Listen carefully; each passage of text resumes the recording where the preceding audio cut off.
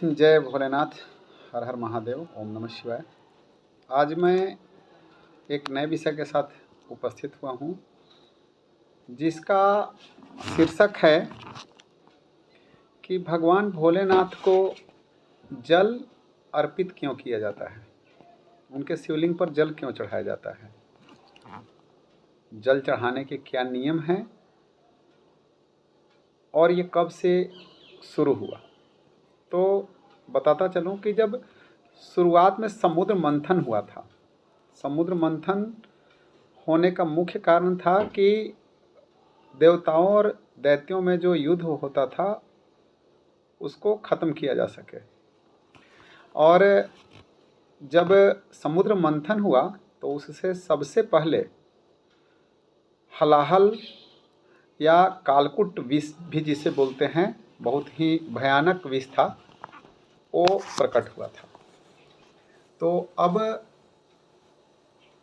ब्रह्मांड के संतुलन के लिए उस विष का पान कौन करे, तब जाकर के भगवान भोलेनाथ ने उस विष का पान किया। जब वो विष पान किया तो उनका सिर गर्म होने लगा। तब उस सिर को शांत करने के लिए उनके सिर पर जल चढ़ाया जाने लगा। एक तो ये कारण था। दूसरा और कारण क्या था कि जल चढ़ाना मतलब अपने आप को भगवान के प्रति समर्पित करना। आत्मशुद्धि के लिए भी लोग जल चढ़ाते हैं। तीसरा कारण है कि शिवलिंग पत्थर का बना होता है और पत्थर में नमी बनी रहे, उसमें दरार ना हो जाए, अर्थात भंगुर ना हो जाए, इस कारण भी शिवलिंग पर जल चढ़ाया जाता है। और एक और भी अन्य कारण माना जाता है। तब जब शादी विवाह होता था तो एक नियम था कि जो कन्या हल्दी लगाती हैं, उस हल्दी को वर के पास भेजा जाता था और फिर वो जूठा हल्दी वर भी अपने शरीर में लगाता था।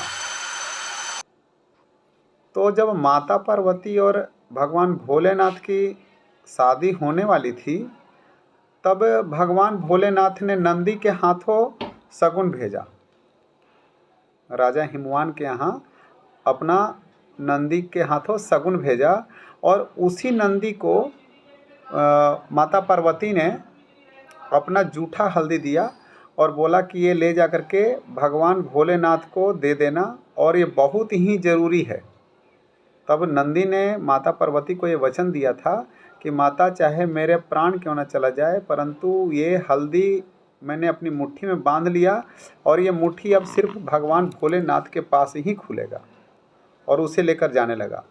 रास्ते में दैत्यों की माता दीति नहीं चाहती थी कि शंकर भगवान का और माता पार्वती की शादी हो, क्योंकि उससे जो संतान उत्पन्न होता वही तारकासुर का वध करता।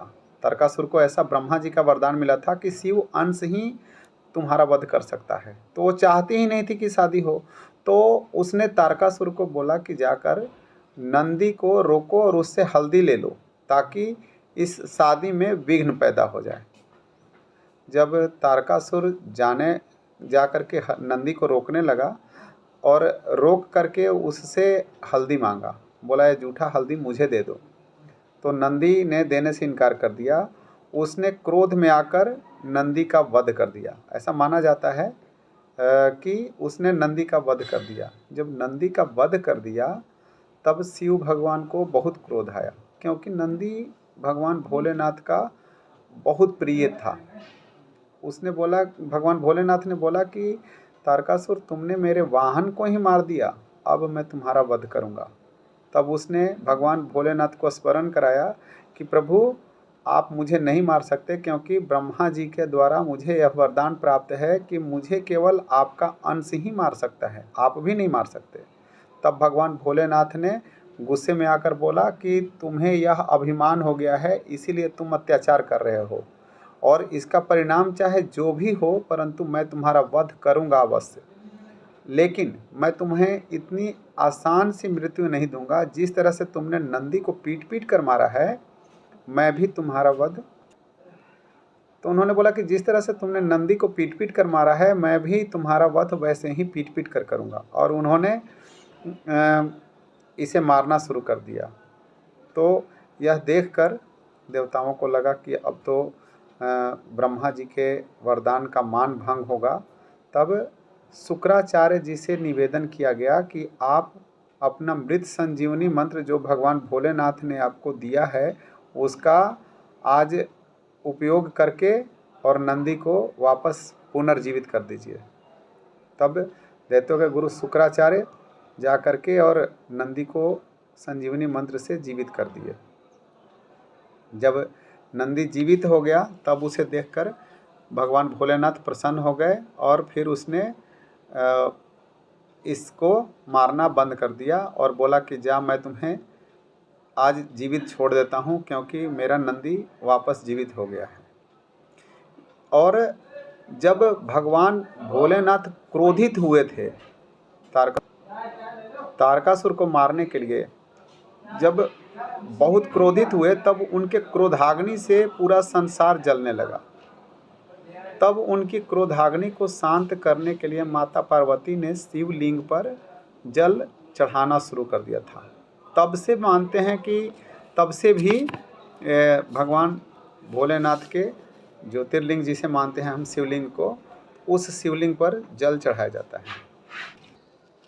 तो अब मैं आप लोगों को बता दूं कि जल कैसे चढ़ाया जाता है। जलधारी के दाहिने हिस्से में जिधर गणेश जी विद्यमान होते हैं, शिवलिंग पर जल उस साइड में चढ़ाना चाहिए। दूसरी बात, जल क्यों चढ़ाना चाहिए ये तो मैंने आपको बता दिया। अब जल चढ़ाकर करना क्या चाहिए। कई जगह पर इस बात में विरोधाभास हो जाता है कि जल चढ़ाने के बाद उसे कोई लोग बोलते हैं पीना चाहिए, कोई लोग बोलते हैं नहीं पीना चाहिए। तो मैं आप लोगों को बता दूं कि शिव महापुराण में ऐसा बताया गया है कि नर्मदेश्वर शिवलिंग पर चढ़ाया हुआ जल को पिया जाता है, जिससे पापों का नाश होता है। बाकी अन्यत्र जगहों पर यह माना जाता है कि जल को नहीं पीना चाहिए जो शिवलिंग पर चढ़ाया जाता है, उसे आंखों पर लगाना चाहिए या उसका तिलक लगाना चाहिए। क्योंकि विष्णु भगवान का चढ़ाया हुआ जल पीना चाहिए, क्योंकि वो चरणामृत होता है और ये चरणामृत नहीं होता, ये समर्पित किया हुआ जल होता है। इसलिए शिवलिंग पर चढ़ाया हुआ जल पीने के लिए मना ही किया जाता है कि मना, ज़्यादातर लोग बोलते हैं कि नहीं पीना चाहिए। भगवान शिव शंकर को दूध अति प्रिय है, तो भगवान शिव शंकर के शिवलिंग पर दूध भी चढ़ाया जाता है। दूध चढ़ाने के भी नियम हैं। दूध आप स्टील में, पीतल में, मिट्टी के बर्तन में या चांदी के बर्तन में दूध चढ़ा सकते हैं। कौन सा दूध? कच्चा दूध और ठंडा दूध चढ़ाना चाहिए, गर्म दूध नहीं चढ़ाना चाहिए। तांबा, लोहा और एल्युमिनियम, इन 3 पात्रों में दूध नहीं चढ़ाना चाहिए। क्यों? क्योंकि ये अशुद्ध माने जाते हैं। जब तांबा में दूध रखते हैं तो वो रासायनिक प्रतिक्रिया करता है दूध तांबा के साथ, और उससे एक कॉपर सल्फेट पैदा होता है जिसे हम तूतिया बोलते हैं, जो एक विषैला है। तो इस वजह से तांबा में दूध नहीं चढ़ाना चाहिए। दूसरा, अल्मुनियम। जब हम अल्मुनियम में दूध को रखते हैं तो अल्मुनियम में दूध रखने से अल्मुनियम में मौजूद जो लैक्टिक एसिड होता है वो गर्म होकर के और क्या करता है कि लोहा के कण के साथ घुल मिल जाता है, जो शरीर के लिए हानिकारक होता है। तो इसलिए हम मानते हैं कि अल्मुनियम में भी दूध नहीं चढ़ाना चाहिए और लोहा में भी दूध नहीं चढ़ाना चाहिए। तो इस तरह से जो आप लोगों को मैंने जितनी जानकारी मुझे थी मैंने आप लोगों को बताने की कोशिश की, और आशा करता हूँ कि आप लोगों को मेरा ये वीडियो पसंद आया होगा। ऐसे ही वीडियो आपके सामने आते रहें। ज़्यादा बड़ा वीडियो नहीं बनाता हूँ ताकि आप लोग अनकम्फर्ट ना हो जाएं, और सबसे पहले आपके पास वीडियो आए तो आप लोग चैनल को सब्सक्राइब कर दें। और प्यार दुलार देने के लिए आपका बहुत बहुत धन्यवाद। हर हर महादेव।